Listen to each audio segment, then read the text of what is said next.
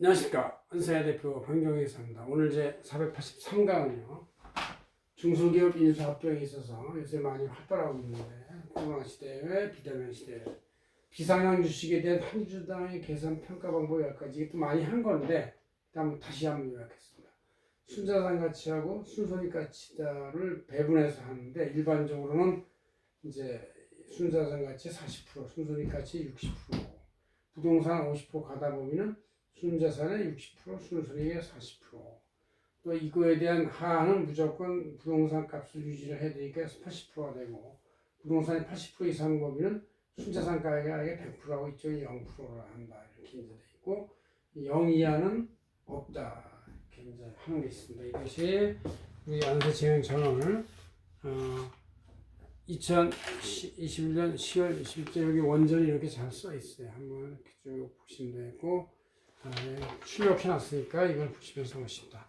자, 중소기업이 인수합병 뭐 이제 후계자가 없거나 아니면 이제 창업한 지 오래됐는데 여러 가지 기술 분화가 돼가지고 한쪽은 이제 누구한테 팔고 한쪽은 내가 유지하겠다 이런 여러 가지 생각을 할 수 있고, 가업상속 할 수 있는 사람도 없는 경우도 있고 해서 중소기업이 요새 이제 기로에 서 있습니다. 그래서 특히 코로나 시대에 잘 나간 데도 있지만 뭔가 기류를 못 타가지고 이제 이거를 어떻게 해야 할지, 팔아야 될까 뭐 이런 걸 할 수 있는데, 팔 때는 그럼 결국 가격이 뭐냐, 얼마예요? 회사를 팔지 않고 청산시키거나 해산시키면 그 중소기업이 갖고 있던 많은 기술과 여러 가지 잠재적 시장 가치가 다 사장돼 버려가지고 없어지니까 잠재 가치가 없어지는 것이에요. 이거를 이제 남한테 잘 승계해서 양도하고 자기한테 지분 있는 가치를 갖고 그거에 대한 세율, 주지 양도소득세를 대기업주는 이제 중소기업이라 할지라도 차액이 20%만 넣으면 되니까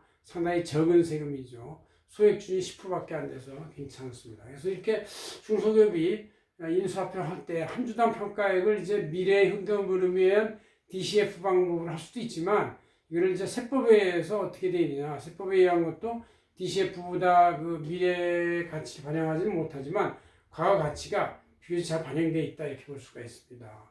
자, 일반적인 평가는 주당 순손익 가치에 대해서, 주당 순손익 가치는 이제 3년간 세무상 평균 순이익에 대해서 이제 일주당 평균 순이익 곱하기 이자율 10%로 감안해서 10배를 곱하는 값이 있고, 그거에 60% 플러스 주당 순자산 가치, 그러니까 총 자산에서 부채를 뺀 나머지 한 주당의 가치의 40% 이렇게 하는 게 일반적인 평가죠. 그러나 부동산이 50% 이상의 과다 부빈인 경우는 순자산 가치를 60%로 하고 순손익 가치를 40% 해서 이렇게 반대 개념이 되어 있습니다. 그래서 왜냐하면 부동산이 과다 보이니까 부동산 쪽으로 가치가 창출되고 부동산이 가격을 보호하는 기능이 있다고 봐가지고 이게 60대 40으로 거꾸로 놓고 있죠. 자, 여기서 이제 순자산 가액의 계산은 법정 평가액이라고 하는데 어떻게 계산하냐? 법인의 각 총 자산, 왼쪽에 있는 자산 금액을, 차변의 자산 금액을 상징법상의 각종 평가 방법, 토지는 공시지가, 건물은 기준시가, 상징법상의 여러 가지 방법을 계산을 대입시켜가지고 총 평가 금액, 그러니까 장부액보다 높을 수도 있고 낮을 수도 있는데 이렇게 한 금액에서 총 부채 금액을 뺀 금액에 나누기, 이제 그게 순자산 가액이고, 그거를 나누기 한 주당 하는 것이 이제 한 주당 순자산 가액이 되는 것이다. 그런 얘기죠. 자, 이럴 때 이렇게 이제 1방법이나 2방법에 의해서 평가액이 있는데, 평가액의 하는 이제 순손익 가치 60% 플러스 순자산 가치 40% 또는 순손익 가치의 40% 플러스 순자산 가치의 60%를 한 거를 했는데, 이것이 순자산 가액의 80%보다 낮게 나오면 하한 금액은 순자산 가액의 80%를 한다 이렇게 써 있습니다. 왜냐하면 이것은 이제 회사의 손익이 갑자기 2년, 2, 3년 동안 체계가 나빠져가지고 실질적 잠재 가치보다 낮게 평가되는 경우를 세법에서는 좋아할 리가 없어요. 그래서 법정 평가액의 80%를 하한을 한다. 그러니까 적어도 그 회사에 갖고 있는 총 보유자산 가치의 80%까지는 평가액을 매기겠다 이런 얘기죠. 자, 이렇게 80%를 한다는 얘기죠. 이럴 때, 근데 이제 만약에 부동산이나 주식 등과 같이 이렇게 비활동성 자산의 가치가 장부상으로 80% 이상인 경우는 이제 이 제조나 생산, 가공업체가 아니고 뭔가 부동산 보유나 주식 보유 업체이기 때문에 이런 경우는 법인의 총 자산가액의 순자산가액의 100%라고 있습니다. 100%. 그러니까 손익가치는 아예 도외시하고 순자산가치 100%. 왜냐하면 이 부동산이나 주식이 80% 이상이면 회사의 총 그 잠재 가치가 부동산이나 주식에 다 100%가 투입되어 있다고 봐가지고 순자산가치 100%만 한다 이렇게 하는 것이죠. 그 다음에 특수한 경우가 있어요.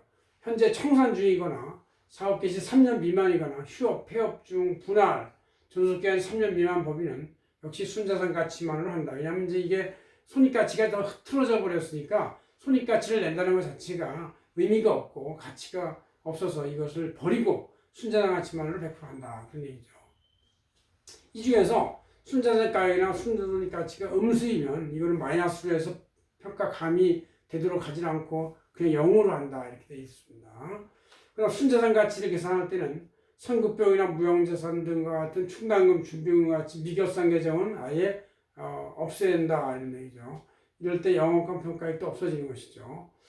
세무상 순손익이 불안정 급변하면 회계법인한테 저희 회계법인 이제 DCF에 의한 평가를 많이 하고 선진법에 의한 평가도 많이 하는데 이렇게 맡겨서 하는 경우가 있다. 추정가액을 계산한다. 왜냐하면 이제 회사의 순손익이나 재무자료표가 별로 이렇게 믿을만하지 않으면 회계법인에 위탁해서 그 회계법인 한두 개의 평가의 평균으로서 순손익을 추정할 수가 있다.